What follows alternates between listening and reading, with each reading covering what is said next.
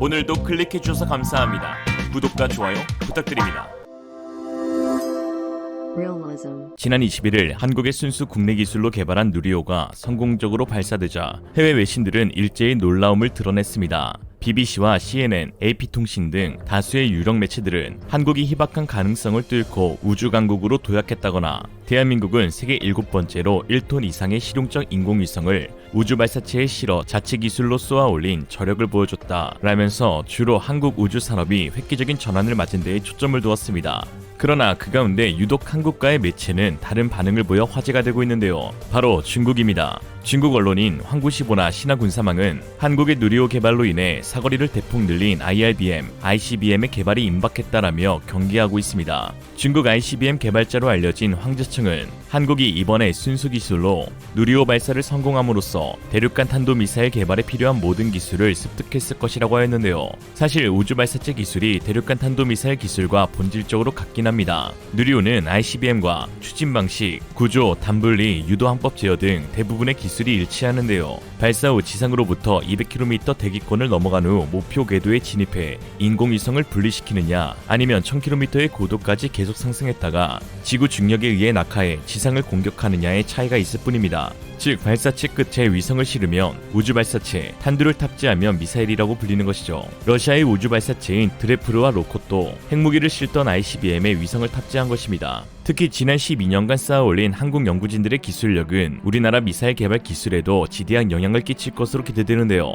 누리호 개발 과정을 통해 우리나라는 중대형 엔진 기술을 보유하게 되었고 더 나아가 4개의 엔진을 각각 마치 하나의 엔진처럼 같은 추력을 내도록 제어하는 클러스터링 기술도 확보했는데 이를 통해 한국의 중대형 로켓 엔진 제작의 가능성을 크게 높였습니다. 이 클러스터 기술을 활용해 일단 엔진 전체 추력을 무려 300톤까지 끌어올렸는데요. 이는 북한이 지난 3월 발사한 ICBM 화성 17형의 1단 엔진 추력인 160톤의 2배에 가까운 수치입니다. 그러나 일각에서는 누리호를 군사용으로 바꿔 쓸 수 있다는 것은 너무 나간 얘기라고 지적하기도 합니다. 대기권 재진입 기술도 접목해야 하고 무엇보다 누리호의 액체 엔진보다 고체 엔진이 군용 탄도미사일에서는 효용성이 크다는 것인데요. 실제로 고체 연료를 기반으로 하는 추진기관은 액체 연료와 달리 사전에 주입할 수 있어 신속한 발사가 가능해 군사 용도로 주로 사용되는데 미리 연료가 충전된 미사일을 이동 시 발사 차량에 장착하고 원하는 발사 장소에 이동해 시점을 맞춰 쏠 수 있어 신속성과 은밀성이 강화되는 것입니다.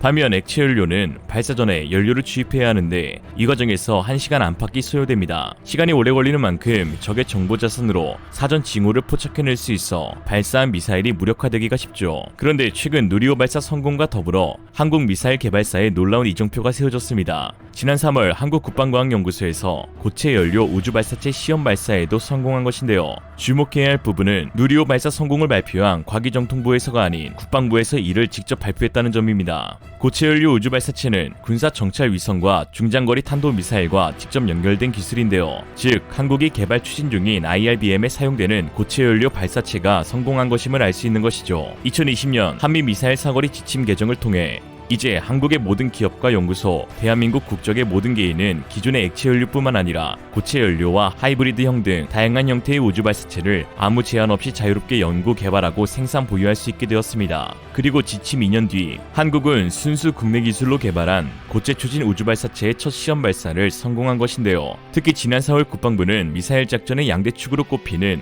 육군 미사일 전략사령부와 공군 미사일방어사령부 개편식을 거행하면서 의미심장한 발언을 내었는데 바로 적을 압도할 수 있는 장거리, 초정밀, 고위력의 다양한 탄도미사일을 개발해 나갈 것이라고 밝힌 것입니다. 국방중기계획에 따르면 2020년에서 2026년 국방중기계획에서 향후 군이 추진할 미사일 개발과 관련해 최우선적으로 시행될 계획이 더 멀리, 강하게, 정밀하게 발사할 수 있는 미사일임을 드러내기도 했습니다. 이번 고체 연료 우주발사체는 사거리 3000에서 5500km의 수준의 중거리 탄도미사일급 이상으로 평가됩니다. 신승기 한국국방연구원 연구위원은 한미 미사일 지침 종료 이후 단기간에 사실상 IRBM급 이상의 추력을 낼 수 있는 고체 연료 엔진 발사체를 개발했다는 점에서 우리나라의 대형 고체 연료 엔진 기술이 세계적인 수준에 도달했다는 의미를 가질 것이라고 평가했습니다. 특히 북한을 기겁하게 할 만한 대목은 이번 한국군의 고체 연료 우주발사체의 성공으로 말미암아 군사 정찰 위성과 고체 연료 ICBM 개발 모두에서 한국군이 한 발 앞서게 됐다는 점이고, 중국 역시 경악하게 하는 건 이제 한국의 탄도미사일이 중국 전역을 타격할 수 있는 수준까지 올라왔다는 것이죠. 탄도미사일 관련 둘째가라면 서러운 북한도 최근 들어서야 고체 연료 추진 엔진 시험에 성공할 만큼 고체 연료 추진 기관은 높은 기술력이 요하는 분야입니다. 현재 북한이 보유한 ICBM은 모두 액체연료 기반인데요. 북극성 계열 고체연료 탄도미사일이 있긴 하지만 준중거리 정도 성능을 보여줬을 뿐입니다. 이런 상황에서 한국군이 IRBM을 넘어 ICBM급으로 평가될 수 있는 고체연료 우주발사체를 쏜 것이죠. 이에 군사 전문가들은 이번 고체연료 시험 발사가 한국이 만든 중거리 탄도미사일 사거리 5,000km 이상의 IRBM, 즉 현무5 개발의 토대가 될 것이라고 분석하였는데요. 사거리 5,000km 이상을 확보할 것으로 보이는 현무5가 개발에 성공한다면 일본과 중국은 물론 동남아시아, 러시아, 유럽까지 닿을 수 있는 어마어마한 사거리의 탄도미사일을 갖게 되는 것입니다. 미국 입장에서는 한국의 IRBM 개발이 나쁘지만은 않은 상황인데요. 우선 사거리 5,000km여도 미국 본토에는 닿지 않는 거리일 뿐만 아니라 현재 전 세계에서 IRBM을 가장 많이 보유한 중국을 견제하는 방법으로는 한국도 IRBM을 갖는 방법밖에 없기 때문입니다. 중국은 ICBM을 20기가량만 보유해 혹시 모를 미국의 위협에 대비하면서 오히려 IRBM을 대량 제작했습니다. 동북아 및 남중국해에서의 영향력을 우선적으로 확보하겠다는 심산이었는데요. 영국과 프랑스는 핵을 가진 유엔 안보리 상임이사국이지만 상징적으로 ICBM과 잠수함 발사 탄도미사일을 가지고 있을 뿐 IRBM은 보유하지 않고 있고, 러시아는 INF 조약 때문에 한 발의 IRBM도 갖고 있지 않은 상태입니다. 이에 러시아가 중국도 참여한 새로운 INF 체결을 제의했으나 시진핑에 의해 거절당했죠.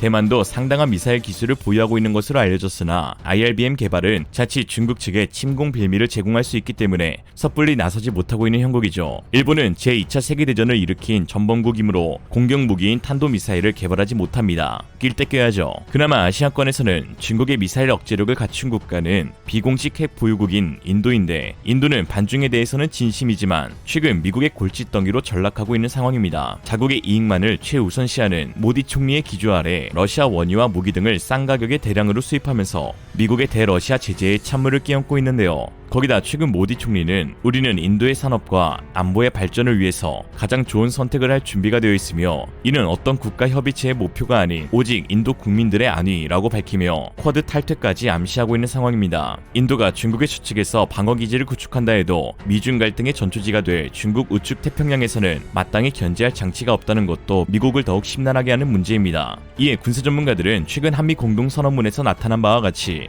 북핵 문제 및 중국의 태평양 진출 야욕에 관해 적극적인 억제력을 행사할 것으로 보이는 한미 양국은 결국 한국의 IRBM 개발로 뜻이 모아지게 될 것이라고 하였는데요.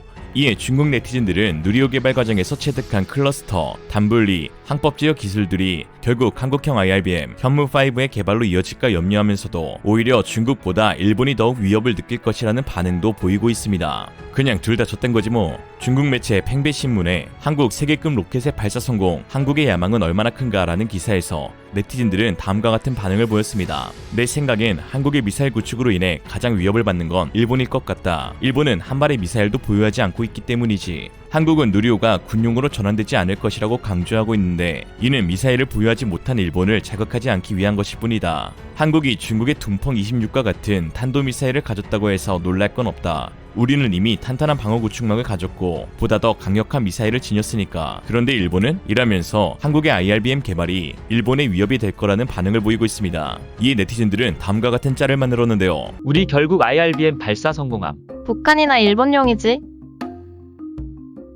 북한이나 일본용인 거 맞는 거지? 이상으로 리얼리즘이었습니다. 여러분의 생각은 어떠신가요? 분명하고 지혜로운 여러분의 의견을 지금 댓글에 남겨주세요. 감사합니다.